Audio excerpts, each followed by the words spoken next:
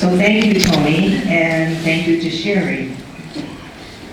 When I listen to what Sherry spoke about today, I think of Samantha.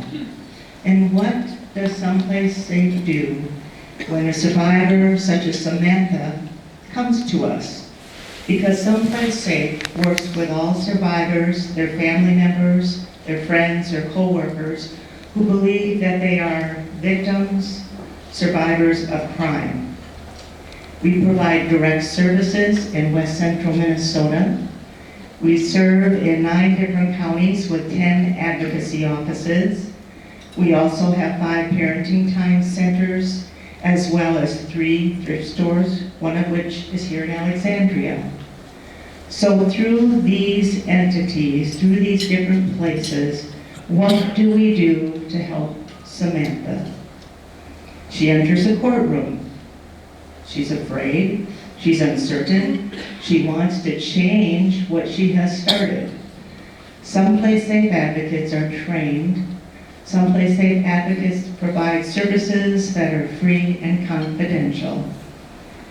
We would listen to Samantha. We would hear her needs and respond. Perhaps she came to our office and she wanted to write a protective order because she was being abused by her partner. We would assist and help her understand that process, provide her paperwork, and walk her through what could or may happen.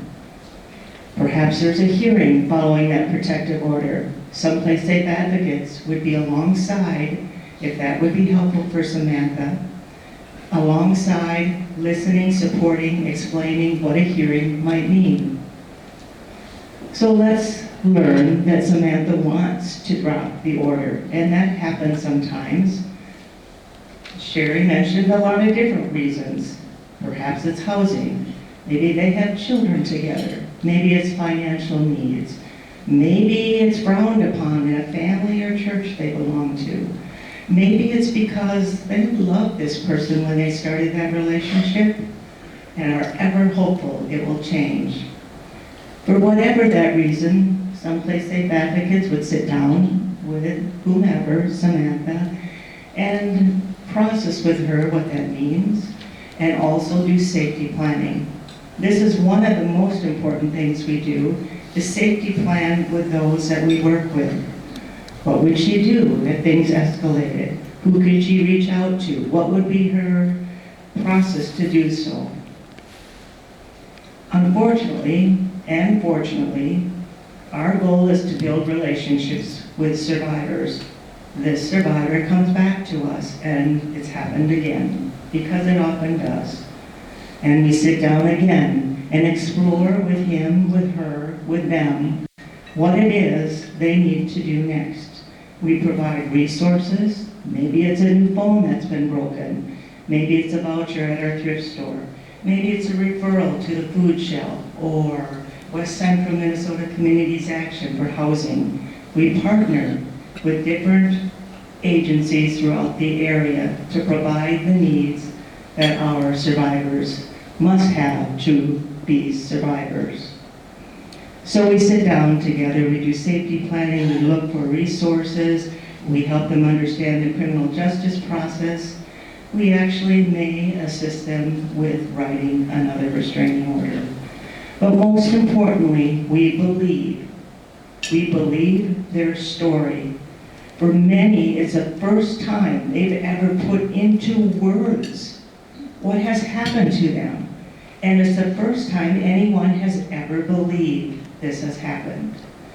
As an advocate, I am honored and I am privileged when someone shares a story of survival with me.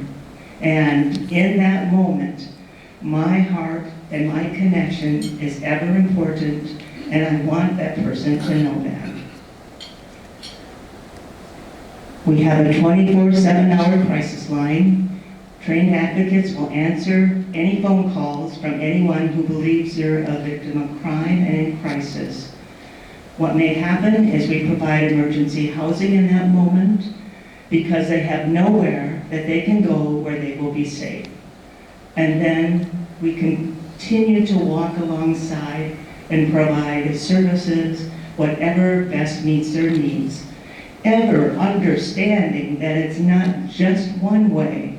There's multitudes of ways that people survive, and we are there to listen, to learn, to support, encourage, and provide those resources.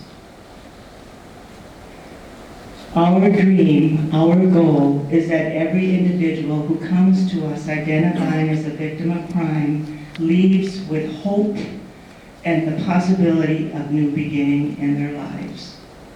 And it takes you for that to happen, the work that you do professionally, your family members, your friends, your co-workers. Our survivors can't do it alone. So please, fill out your cards, because you can make a difference, and you can bring hope and new life to a survivor. I'd also like to mention we do training and presentations and take donations, and we are here to partner with you as a community to help those who are suffering.